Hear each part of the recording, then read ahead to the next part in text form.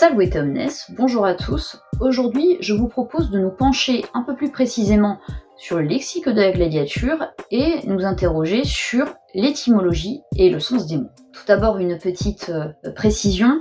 Les mots de l'équipement du gladiateur dont nous allons parler maintenant sont utilisés actuellement dans le cadre de la pratique qui a été reconstituée par les travaux d'ACTA d'après des recherches sur les sources archéologiques, iconographiques et textuelles, mais aussi les résultats de nombreux protocoles d'archéologie expérimentale qui visaient à reproduire le geste gladiatorien qui est absolument indissociable de son équipement. Moi, pour ma part, je veux tout simplement apporter un regard un peu plus linguistique sur ces mots et tout simplement m'interroger sur leur origine, si tant est qu'on puisse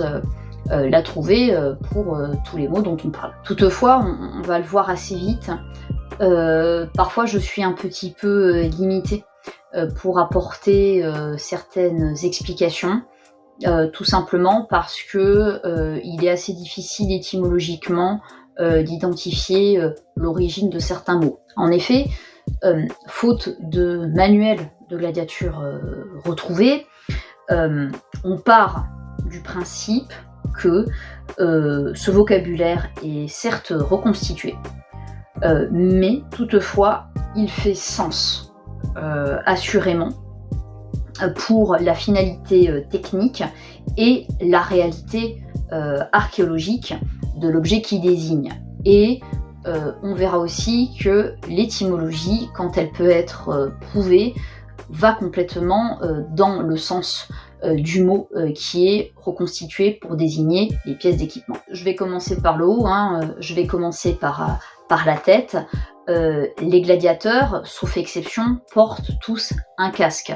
Il y a l'exception du rétiaire, mais en fait, la pièce de métal qu'il porte au niveau de son épaule, en fait, a pour nom le galérus, et en fait, il s'agit du diminutif du mot galéa, casque, donc par conséquent, en fait, le rétiaire porte un casque, mais sur son épaule. Donc, tous les gladiateurs ont un casque, et le terme en soi, galéa, est absolument courant. Il est attesté chez Cicéron, chez Tite-Live, chez César. Ce sont des auteurs considérés comme classiques. Le terme est donc quand même assez ancien et aussi particulièrement courant. Toutefois, d'un point de vue de l'histoire du mot, c'est un terme générique qui, à l'origine, désignait un casque en cuir par opposition au casque en métal qui était appelé cassis. Rien à voir avec le fruit, je vous le dis de suite, j'ai essayé de regarder. Non, rien à voir, je vous assure, rien à voir. Ensuite, avec l'évolution du sens des mots, galéa a fini par désigner en fait de façon très générique le mot casque, tandis que cassis est devenu spécifique et a fini par désigner le casque que portaient les cavaliers donc dans l'armée. Et on a en fait cette précision notamment chez César. Les deux termes en soi sont d'origine incertaine, que l'on parle de galéa ou de cassis. Alors on pourrait dire que c'est de l'étrusque, comme de nombreux termes militaires, mais en fait l'étrusque, on ne sait pas ce que c'est. Donc quand on ne sait pas ce que c'est, on peut toujours dire que c'est de l'étrusque, puisque de toute façon il n'y aura personne pour nous contredire. Alors je vais à présent parler d'un terme qui est lui beaucoup plus facile à exploiter. Il s'agit de la manica. La manica, c'est le manchon de protection qui va se trouver sur le bras armé. Le terme est très courant, attesté chez Cicéron, mais aussi Virgile, Tacite, donc un petit peu plus tard dans dans l'histoire littéraire, et à chaque fois pour des contextes qui ne laissent aucune ambiguïté sur le fait que c'est quelque chose qui recouvre un bras. Manica, ça vient du mot manus, là encore il n'y a pas de difficulté là-dessus, et à l'origine cela désigne une manche qui est suffisamment longue pour couvrir la main.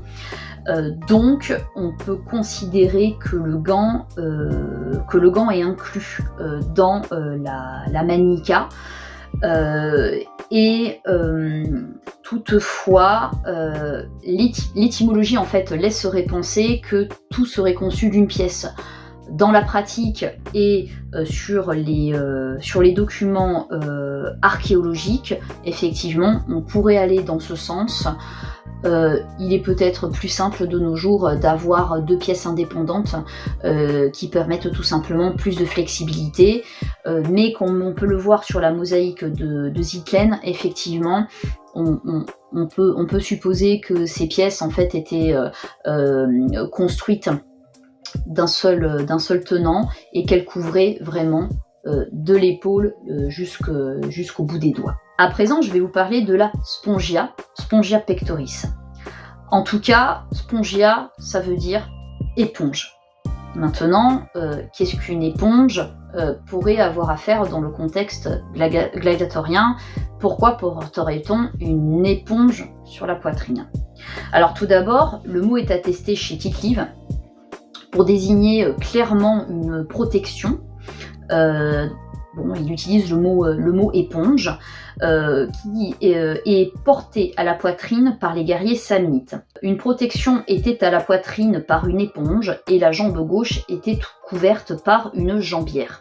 Donc sur le mot créa, je vais y revenir un petit peu plus tard. Là, ce qui m'intéresse, c'est cette histoire d'éponge. Sans aucune ambiguïté et en dehors de ce contexte, on désigne l'animal marin qui est utilisé pour les soins du corps une fois mort et séché. Certaines représentations donc de provocateurs essentiellement laissent penser qu'il s'agissait en réalité d'une plaque de métal, peut-être du cuir, on n'en est pas sûr, ou bien les deux, mais très certainement avec du rembourrage. En tout cas, on va expliquer cette pièce d'armure par le fait que le provocateur va asséner avec son scutum, son bouclier, de violents coups sur l'adversaire, sur l'autre provocateur. Dans la dynamique du combat, afin de créer de la distance, mais aussi tout simplement parce qu'il s'agit d'une escrime au bouclier qui fait partie du panel technique du provocateur. Et donc on peut comprendre que cette protection vient protéger non seulement la cage thoracique, mais encore les clavicules. Or, personnellement, je vois vraiment pas pourquoi on utiliserait réellement des éponges. Est-ce que derrière il y a une idée d'absorption des chocs? En fait, je n'en suis pas sûre du tout, je ne sais pas.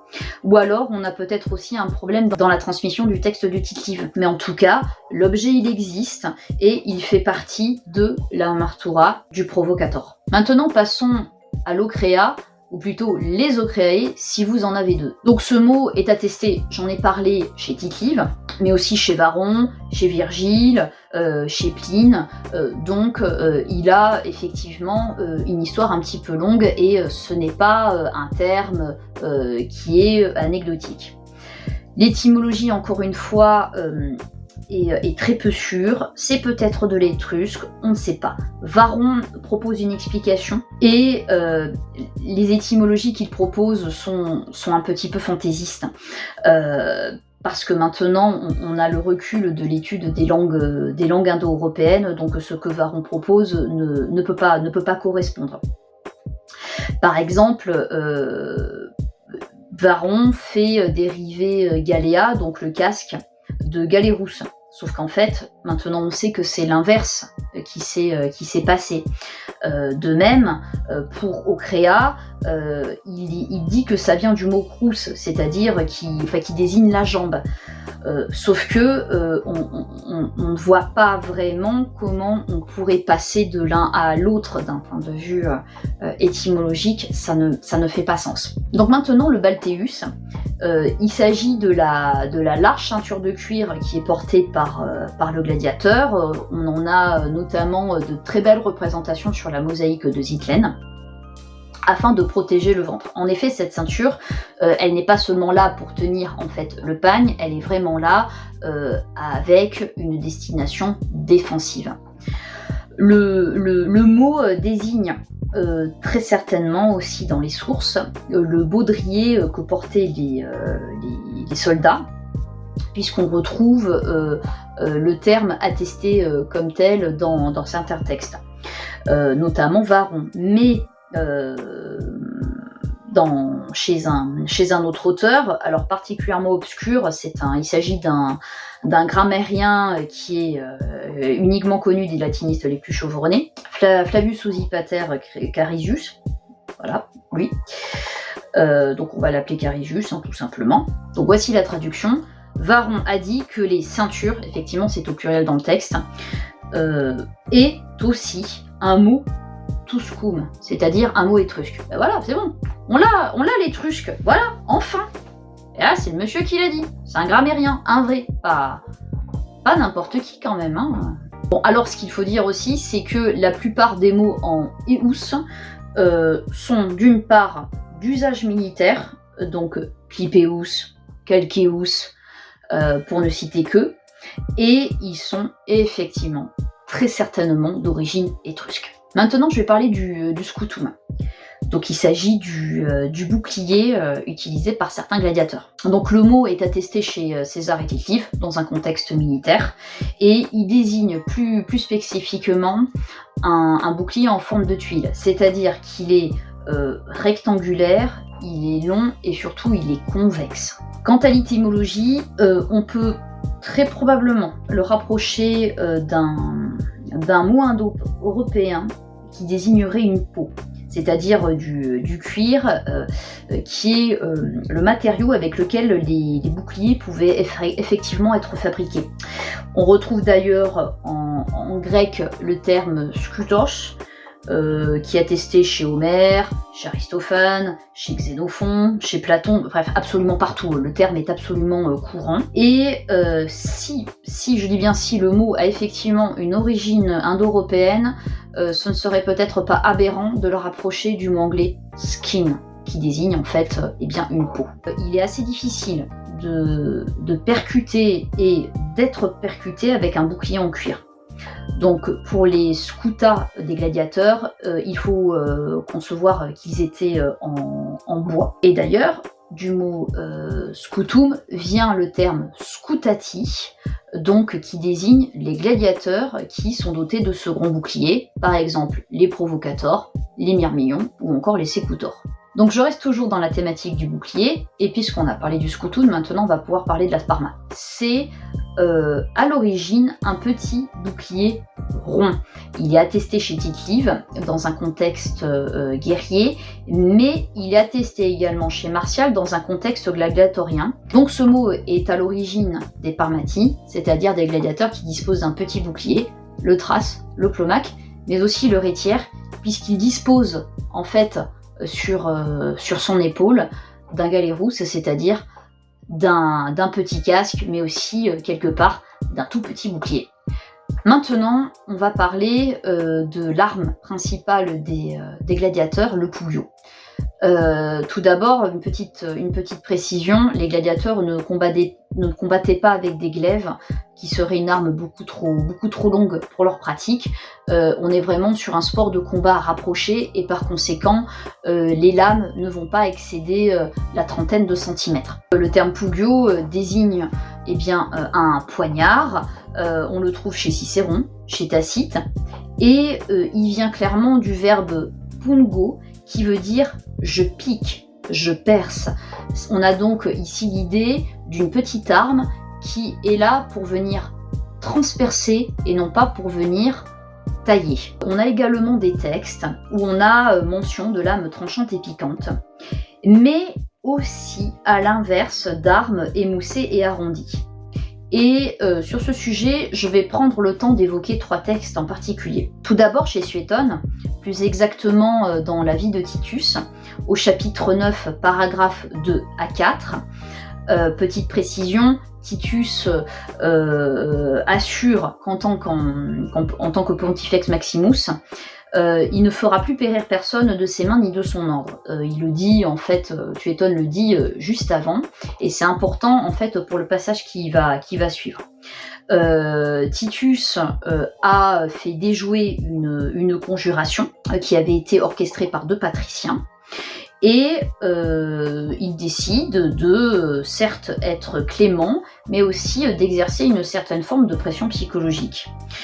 Par exemple, il va voir la mère de l'un d'eux pour discuter, il va leur montrer lors d'un spectacle de gladiateurs les armes que les gladiateurs vont utiliser pour le combat qui va se dérouler sous leurs yeux.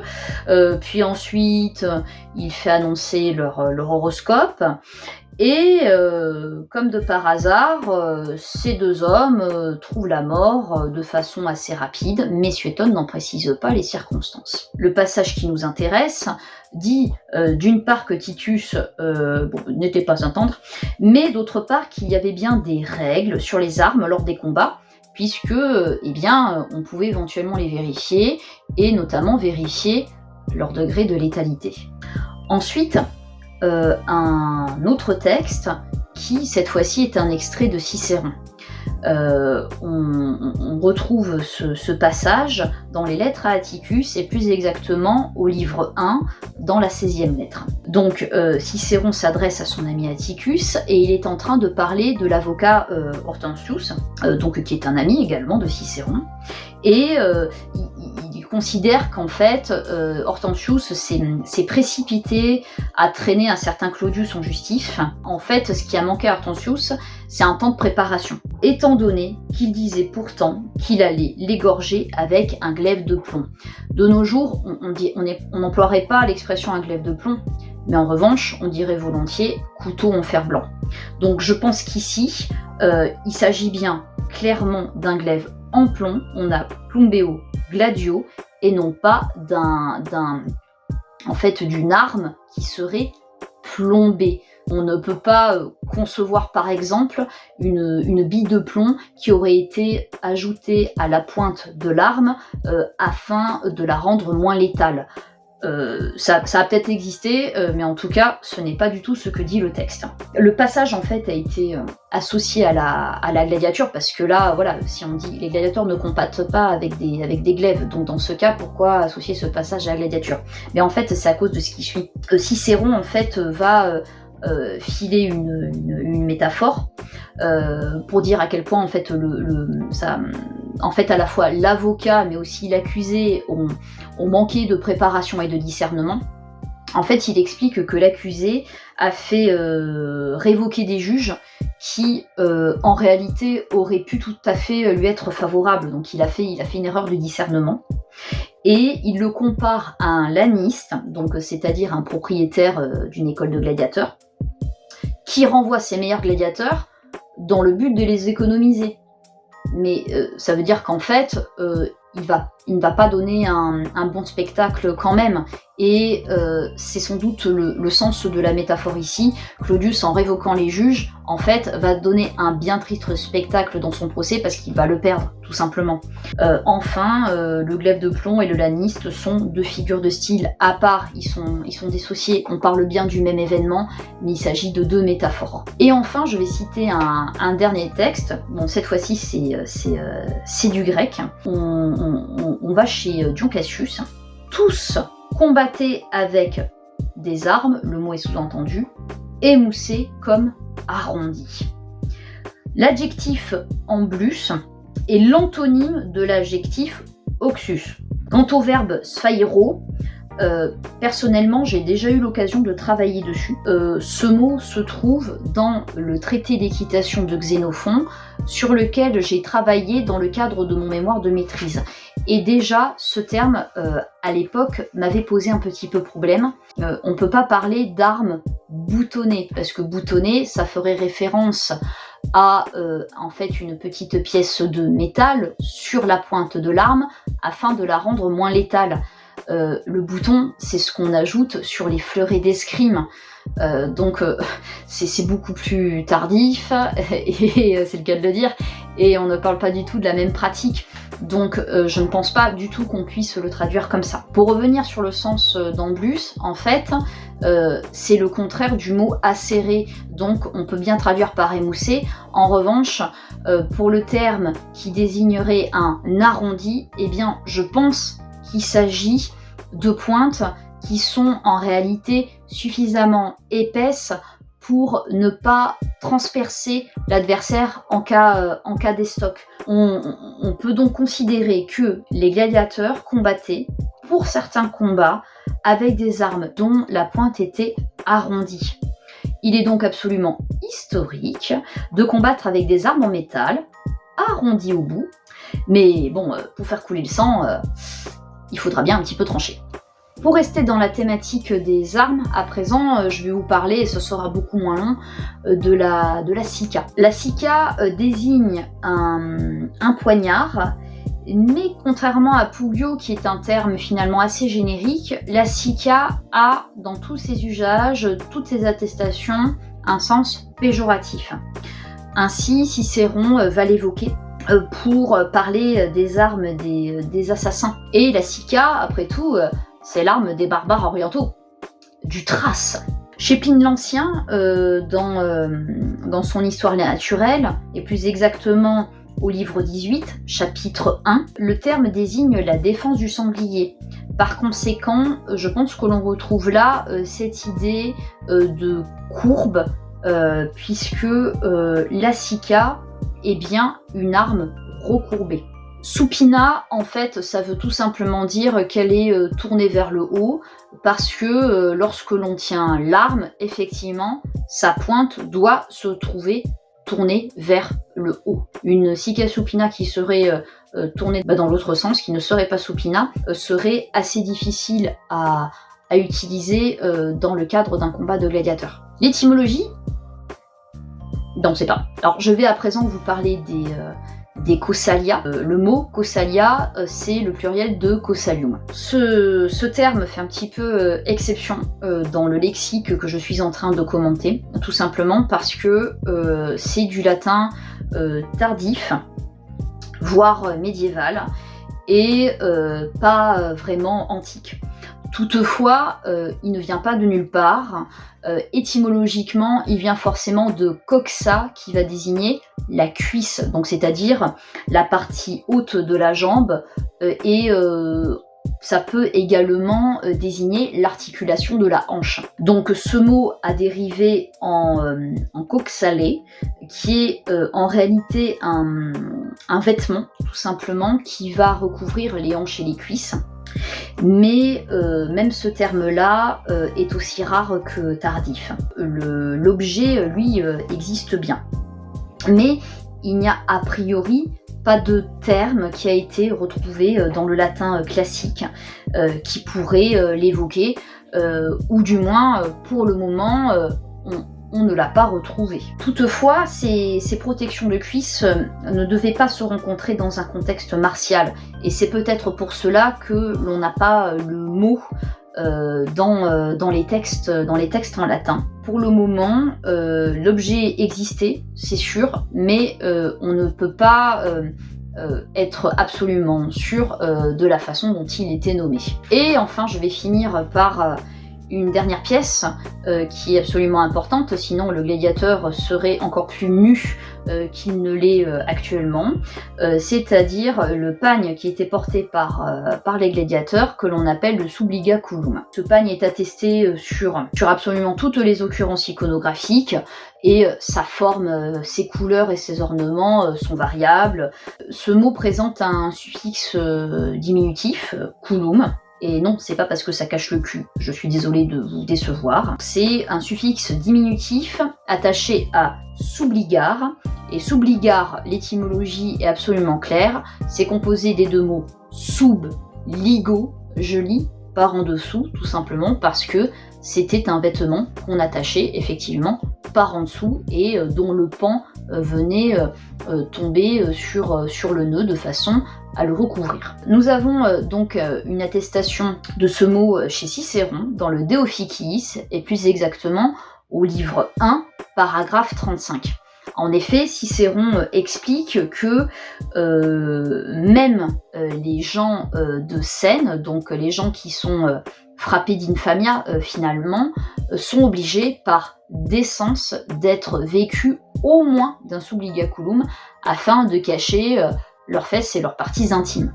Donc par conséquent, on peut considérer que ce vêtement des gladiateurs, il est dicté avant toute chose par la décence.